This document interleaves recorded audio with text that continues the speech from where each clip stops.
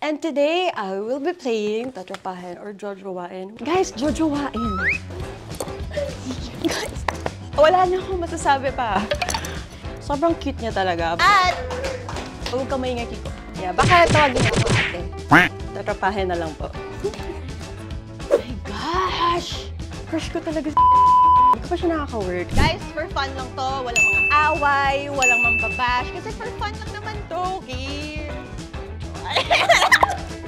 Reklamo po si Kiko. Okay po, direct. Pwede po mo malaman yung relationship status niyo po.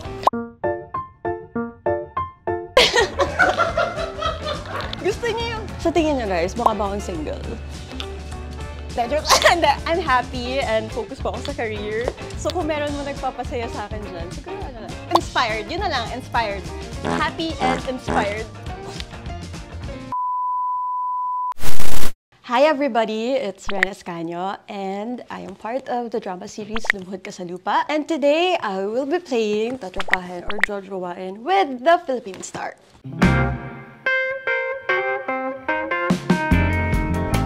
First po is si Andres Mula. Oh, alam nyo, nakita ko siya before. Sobrang cute niya talaga. But I think, ano siya eh, bagets.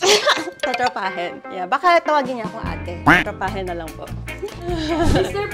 Piolo Pascual po. Napanood ko yung movie niya din ng MMFF. Sobrang masasabi ko, sobrang smart actor niya. Nagpo-produce siya ng films and sobrang nilook forward kung maka-work siya. Guys, Jojowain! Sino may ayaw kay Piolo Pascual? Sir Jack Roberto. Oh, si Jack. Friends kami ni Jack, actually. Nagkasama kami before sa isang show. Tatrapahin. Si Ian Veneracion po. Oh my gosh! Crush ko talaga si Sir Ian. Hindi ko pa siya nakaka-work. Hindi ko pa siya nakikita sa personal. Pero I guess... Guys, for fun lang to. Walang mga away, walang mambabash. Kasi for fun lang naman to, okay? Ay, sorry po. Alden Richards. Nagkakasama na rin kami before ni Alden. And I guess, mas okay na friends kami. Cedric Juan. Oh my gosh! Napanood ko yung movie niya ng MMFF and sobrang galing niya. But, tutropahin kasi gusto ko makakuha ng mga acting tips sa kanya. Galing niya! Jericho Rosales. Oh! Wala na akong masasabi pa. Donnie Pangilinan.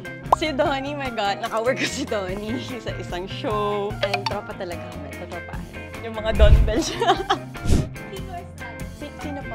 Tito Estrada. Ah, kilala ko yun. Parang, work ko doon eh. Ano kaya guys? Wala nyo ano? Ano kaya? Wait lang, pag-isipan ko. Medyo tatrapahin. Hindi, friends talaga kami ni Kiko ever since. And eto na yata yung third show na magkasama kami. Actually, sama na ako sa kanya. So, andun po siya. Wala naman ako choice.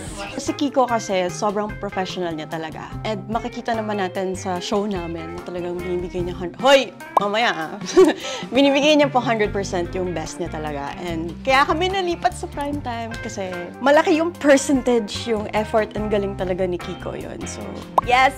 Sabi sila, I got you eh. 500 kung yung bigay mo ng 500. Ken Chan po. Naku, sobrang friends kami ni Ken Chan. As in, sobrang Ken, I miss you. Tropa, alam mo yan. Jerome Ponce po. Ay nako, syempre, walang tanong-tanong. Ayun, matino naman siya ka Okay si Jerome na kaibigan. May mga natutunan din naman ako sa kanya. Si Sir Sid Lucero po. Ay nako, ano pa nga ba? Eh di, ano... Uy, alam niyo guys, may movie kami ni Sid. June 19 na yun, Karma, o diba? Na-segue ko. At, huwag ka maingay, Kiko. Sinusuportahan niyo yung series namin na Lumuhod Ka sa Lupa. Kailangan yung supportahan din to kasi kasama ko siya doon. And action. Tropa ko yun eh, so tatrapahin. Marco Bumabaw po. Si Marco kasi friends talaga kami. And ilang beses na rin kami nagka-work. So yeah, tatrapa. Hi, Christine!